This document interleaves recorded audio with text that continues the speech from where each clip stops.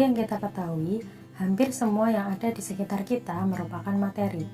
Pernahkah kita bayangkan bahwa jika kita bagi materi ini menjadi bagian yang lebih kecil secara terus-menerus, kita akan mendapati bagian dari materi yang disebut dengan atom. Konsep atom pertama kali dinyatakan oleh seorang filsuf Yunani bernama Demokritus pada abad keempat sebelum Masehi. Atom berasal dari kata atomos, di mana A berarti tidak dan tomos berarti dibagi. Sehingga atom berarti bagian terkecil dari suatu materi yang sudah tidak dapat dibagi lagi. Seiring berjalannya perkembangan ilmu sains, mulai bermunculan eksperimen yang dilakukan untuk mengetahui hal-hal yang berkaitan dengan teori atom. Sekitar 2300 tahun setelah konsep atom yang dikemukakan oleh Demokritus, John Dalton mengemukakan postulat mengenai atom. Postulat Dalton memperkuat pernyataan Demokritus bahwa atom merupakan bagian terkecil yang tidak dapat dibagi lagi. Atom digambarkan seperti sebuah bola pejal. Menurut Dalton, atom dari unsur sejenis akan mempunyai sifat yang sama seperti bentuk, massa maupun volumenya. Sedangkan atom dari unsur yang tidak sejenis memiliki sifat yang berbeda. Atom dapat bergabung dengan atom lain untuk membentuk suatu molekul dengan angka perbandingan bulat dan sederhana. Pada reaksi kimia, terjadi penataan ulang atom sehingga membentuk komposisi tertentu. Postulat ini didasarkan pada hukum kekekalan massa yang menyatakan bahwa walaupun suatu materi berubah bentuk maupun wujudnya, massanya akan tetap sama. Teori atom Dalton kemudian mulai diragukan semenjak ditemukannya elektron oleh Joseph John Thomson pada tahun 1897. Elektron merupakan partikel bermuatan negatif. Hal ini menandakan bahwa atom terdiri dari partikel bermuatan positif dan negatif. Kemudian, sekitar tahun 1900, Thomson mengajukan sebuah model atom di mana atom digambarkan sebagai bola pejal bermuatan positif dengan elektron yang tersebar, sehingga secara keseluruhan atom akan bermuatan netral. Hal ini dikenal dengan model atom roti kismis atau plum pudding model. Sekitar tahun 1911, seorang ilmuwan yang berasal dari Selandia Baru bernama Ernest Rutherford merancang sebuah eksperimen menggunakan plat emas tipis dan sebuah layar yang berpendar. Dia menembakkan partikel alfa pada plat emas. Jika teori atom yang dikemukakan oleh Thomson benar, maka semua partikel alfa tersebut akan melewati plat tanpa dibelokkan.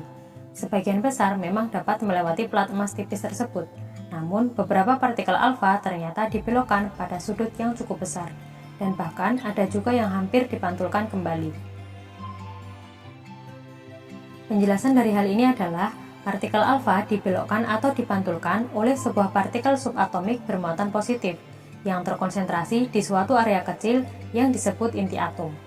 Karena sebagian besar partikel alfa melewati atom tanpa dibelokkan, dapat disimpulkan bahwa sebagian besar atom merupakan ruang kosong. Semenjak penemuan ini, atom digambarkan mempunyai inti atom bermuatan positif yang dikelilingi oleh elektron bermuatan negatif. Model atom Rutherford ini dikenal dengan nuclear model.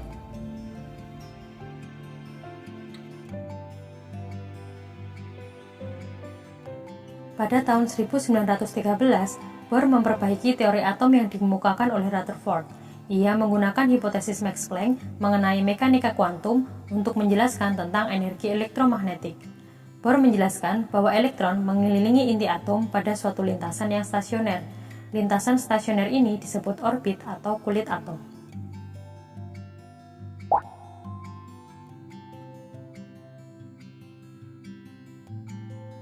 Teori atom modern atau mekanika kuantum memperbaiki teori atom sebelumnya dari Bohr.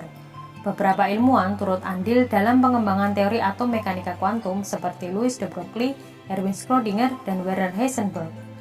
Pada tahun 1924, Louis de Broglie menyatakan hipotesis dualisme partikel gelombang bahwa semua materi dapat memiliki sifat seperti gelombang, termasuk elektron yang bisa memiliki sifat seperti partikel dan juga sifat seperti gelombang.